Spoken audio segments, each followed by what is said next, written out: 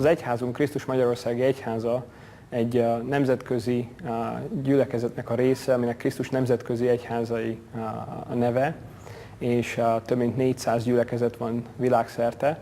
És a kelet-európai gyülekezetekkel jöttünk össze egy kelet-európai missziós konferenciára az elmúlt hétvégén Vajtán. A konferencia címe az volt, hogy Jézus szíve.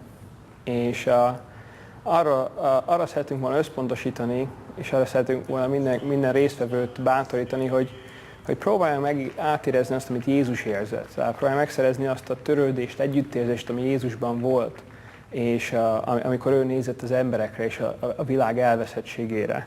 Ahogy a Máté evangélium a 9-es fejezetében olvassuk, amikor látta a sokaságot, megszánt őket, mert elgyötörtek és elesettek voltak, mint a juhok pásztor nélkül. Ekkor így szólt tanítványaihoz: az aratnivaló sok, de a munkás kevés. Kérjétek tehát az aratás urát, hogy küldjön munkásokat az aratásába.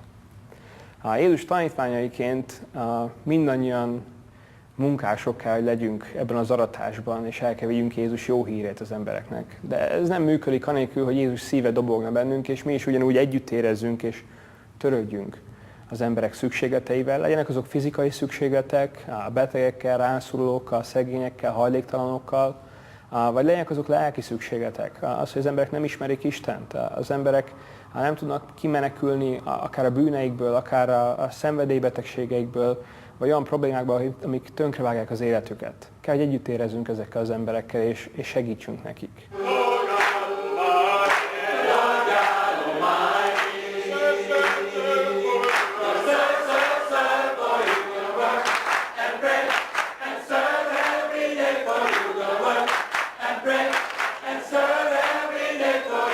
A felnövekvő generáció, azok az emberek, akik ma tinédzserek, egy olyan világban nőnek fel, amiről nekünk talán gyerekkorunkban, vagy az előttünk levő generációnak elképzelése sem volt. Egy tinédzser átlagosan 14 órát néz televíziót egy héten, 34 000 szexuális kijelentést és referenciát hall egy évben a televízióból, és tele van, nem is beszélni az erőszakos cselekményekről, és ez egy nagyon világos, egy olyan képet kap arról, hogy mi ez a világ, ami messze van a Biblia standardjaitól és elképzelésétől és Isten tervétől.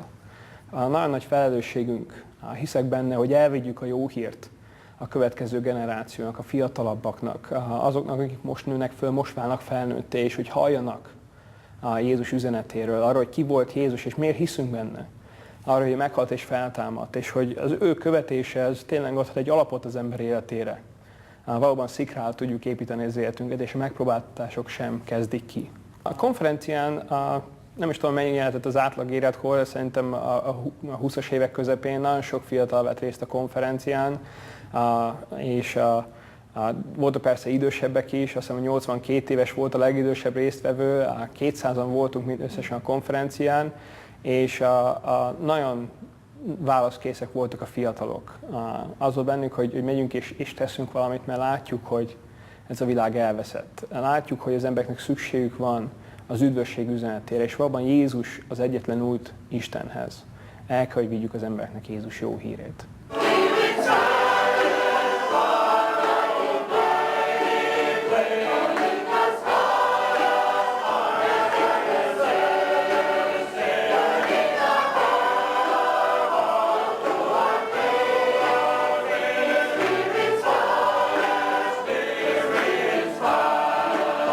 Nagyon sok erőszakos üzenetet hallunk mindenféle más dolgokkal kapcsolatosan.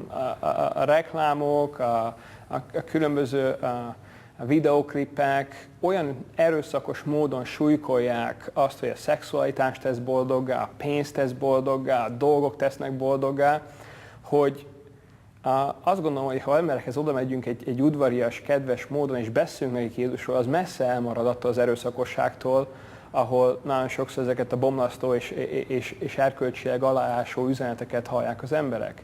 De mindenképpen mindenkinek egy személyes szabad akarata van, és ezt tiszteletben kell tartani.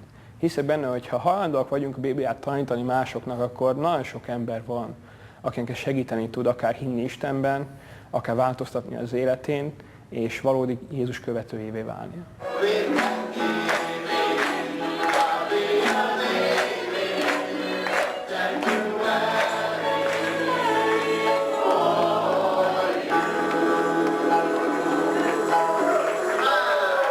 A konferencia mindenképpen egy nagyon jó alkalom volt arra, hogy az emberek kapjanak bibliai tanítást, lelkes, buzgó és erőteljes prédikációkat hallhattunk, jó kis beszélgetések voltak, kisebb csoportokban 4-5 ember beszélgettek az emberek arról, hogy nekik hogy megy ez, mi az, ami nehézséget jelent, milyen döntéseket hoznak. És persze a puding próbálja az evés, amikor azok az emberek hazamennek a különböző városokba, országokba, itt Kelet-Európába, bízok benne, hogy egy változott szívvel, egy Jézusibb szívvel mennek haza, és sokkal jobban, hittelibben és buzgóbban fogják tudni végezni Isten munkáját, megosztani az evangéliumot az emberekkel.